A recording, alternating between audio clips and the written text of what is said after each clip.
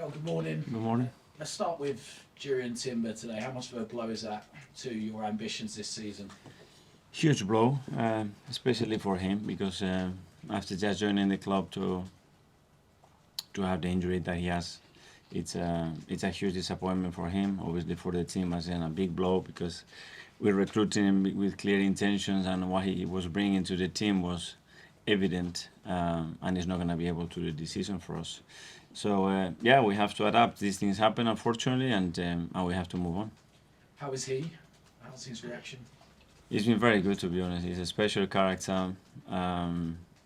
He knows. I think he starts to realize the extent of the injury and the amount of time that he's gonna be out. But he's in a good place. So they are all willing to help him, obviously, and we are all very close to him. But it's going to be a long journey. You said you had to adapt. Does that mean a change in thinking with regards to transfer market, not necessarily just incomings, but outgoings as well? I'm more thinking about the resources that we have within the team, to keep doing what we want to do. But it's true that he was giving us very different things in terms of what we could do in both sides. But again, it's things that happened, and we have to be prepared for that. Is it a benefit for an opportunity, shall I say, for a player like Kieran Tierney now to potentially have an opportunity in the first team? It's an opportunity for everybody, and we're going to need everybody, and everybody's going to be important, and the numbers that we have in the squad, especially in those positions, are more limited now. So yeah, everybody has to be ready. What is the situation with Kieran then? Because he was left out of the squad against Nottingham Forest. Is he still part of your plans? Well, he played the final, no? So a player that plays 5 days before in the final, it is part of the plans for sure. Was he disappointed to be left out of the first Premier League game? I hope so, yes. Moving on to an incoming, David Raya joining. You must be really pleased to get him in. I know it's a player you have been looking at for quite a few years. What can he bring the squad? Better qualities for our game model, very simple. And we want 2 players per position that they can do that. And you saw what happened to Jurrien, it can happen to our goalkeeper, it happened to Courtois. So you need to be prepared, because the question would be, no, and what is the 2 goalkeepers of this size? Yeah. And if he would sustain, Aaron would sustain on a cruciate, then what do you say? You then change the thing. So we have to be prepared, we have to be proactive, and we have 2 excellent goalkeepers now that fit exactly what we want in our model. So I'm very happy with that. Is there a number 1? In any position? No. 9, 7, 11, 6, goalkeeper? No, there isn't. And finally, what's the latest team news? And any injury updates on the likes of Zinchenko? Well, Alex is doing very well. He's been training with us, and hopefully we're going to have him available very, very soon. And no other concerns other than that we know about Gabriel? No, after the game, no. Gabi is still not available and not fit, but the rest is all good. Thanks, Mikel. Thank you. Go to Anita from the Premier League. Good morning, Hi. Mikel. I wanted to ask you about Kai Havertz. We've seen him play in 2 different positions in these first 2 games of the season. How do you feel he's settling in, and which position do you think he best slots into in this Arsenal side? He's fitting really well. I think he played a really good game against City. He had 2 big chances to score, and he didn't. But everything that he gave, apart from that, it was excellent. And the other day as well, he played in 2 different positions throughout the game. One more as an 8, another one more as a 10. I'm really happy what he's bringing to the team. His intensity, his mobility, his threat, his understanding of the game spaces, and the way he's fit around the boys as well. So really, really happy with him.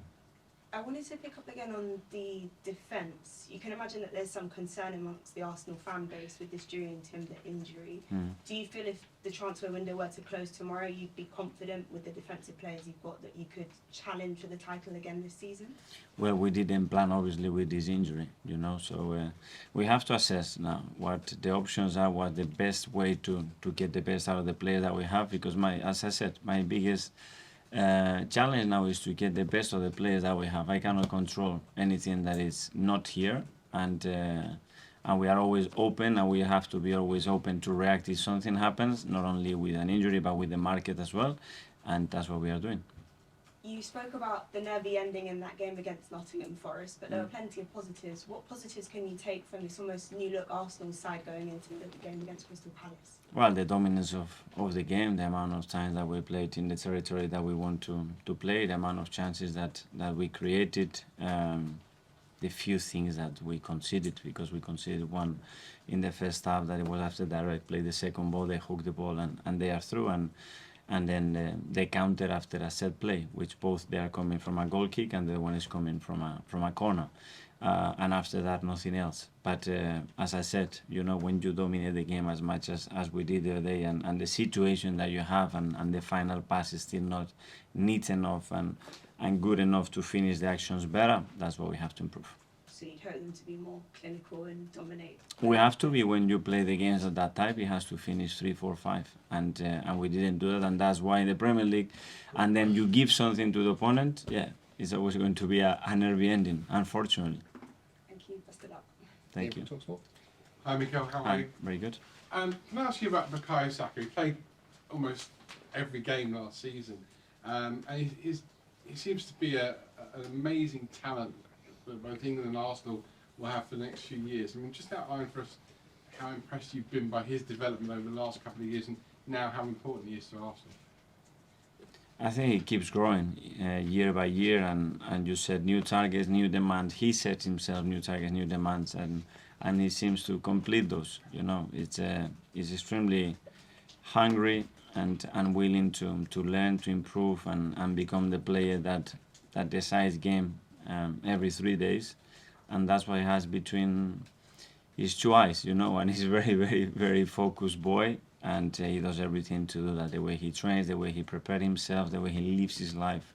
So, very happy, so he needs to keep doing what he's doing. You mentioned the goalkeeper situation, now you're bringing in David Raya. Do you understand why people are questioning why you would have two such good goalkeepers, where one most weeks will be sat on the bench and one will be playing, when you've got Aaron Ramsdale, who has done nothing wrong for you and, you know, is probably certainly one of England's best two goalkeepers? I understand, but there was always questions, you know. When we had different goalkeepers, there were questions as well. So, so for me to question they have two excellent goalkeepers is great. But yeah, there is nothing wrong. Of course, there is nothing wrong. There is nothing wrong that we have two great left wingers and two great strikers and two great holding midfielders. So we have Jurrien, we have Thomas, we have Declan. So, and that is not a problem, and it should not be a problem. So. Yeah, we want to be better every single day, and to be better, the environment has to change, and the environment has to be better. We tend to be always at a certain level because it's in our nature. When you change the environment, and the environment is to be 100% every day, believe me, the level is going to increase. And I've seen that with my close eyes, with the players that we have now and what we have 2 years ago. So if we want to be better, we have to create that environment. In terms of strikers, I mean, obviously you could see Eddie score on Saturday. People are saying the one thing you're lacking is a 20-goal-a-season striker. Do you believe you've got enough goals? We haven't had that player, you know, but we have managed as well to be extremely competitive without that player. But obviously the goals have to be shared or more. But nobody can sign here a piece of paper saying that this season a player won't score 20, 25, or 30 goals. We don't know. And if somebody knows, please raise your hand. But we don't know. So before, Martin Odegaard scored 15 goals. Before he used to score 3 and 4. So I don't know. What we are doing is work as the best possible way to encourage those players to understand that there is no limit. They have to set the limits, and they can be as good as they probably can visualize they can be. And I'm sure we have players that can score 20 goals in a season. And last one, before you play on Monday, the small matter of the Women's World Cup final, England against Spain. So there you are on Sunday morning, sat on your sofa, listening to it on talkSPORT, obviously. Are you? Maybe not. Are you? Maybe yes. Maybe yes, absolutely. My bosses will love that. Are you supporting England or Spain? I support in general the World Cup, and obviously those two teams that are very related to me, but it's just phenomenal. It's phenomenal for England, and what they've done again in 2 consecutive tournaments is just remarkable what they are doing. And Spain are really happy as well because we had so many issues in the last year or so with that squad and a lot of things that happened there. And it's a great way to show as well the spirits and the characters of the Spanish people to say, okay, against adversity, we rebuild and now we are in a World Cup final. So I'm ready to enjoy it. You want to draw? Sorry? You want to draw? No, it's not about that. I want to enjoy the game, that's it. Okay, last couple in the live section. We'll go to Jordan from Athletic. Mikel, you've obviously been well backed this window to bring in 4 players. I know you said you're considering your options of whether to bring in another defender now that Jurrien's injured, but have you been given assurances that if you feel that you need another player, that will be a decision for you to make, or will you need the approval of the board? It's never my own decision. It's a decision that we made as a club with a lot of people involved in that because there are a lot of elements to that. But again, my focus is on just getting the best out of the squad that we have right now and the focus. We're in the middle of the competition. We are open, obviously, the transfer window both ways because we still have things to do both ways, maybe. But that's my aim. I know there's been interest in Kieran. Was even talk of Gabriel being potentially a target as well. Can you rule out? Are you at the point where you can rule out any more defenders leaving just because the numbers you've got now? It's not any plans on doing anything like it. Okay, Mark. Hi, Mikel. For a few years now, players and coaches and managers have been talking about their worries about how many games players being asked to play in the course of the season. When we look at this weekend, just gone, it's literally the first weekend of the season, we see what happened to Jurrien. There was Tyrone Mings, Kevin De Bruyne, who suffered quite seriously. Is that a coincidence, or is that a result of this just not being able to get enough rest? It was Buendia, it happened to Courtois, it happened to Militao as well. There is something there, you know, and in the past you can say, yeah, but they've been games in the past and then been tours as well. Yeah, but the thing is that we put in the games and the tours and the World Cups in January, plus this, plus the international, so it's a lot. It's too much for the players. It's incredibly demanding, you know, when you see the next 36 months of the calendar for those players. It's just better not to look at it, you know, because it's incredible what they're gonna have to be doing. So we have to look after them. But yeah, as a club, when do you look after them? You know, to prioritize other competitions, and then we are the ones that have to look after them. We really need to be sitting down. But I think it's too late. At least for the next 36 months, it's too late already.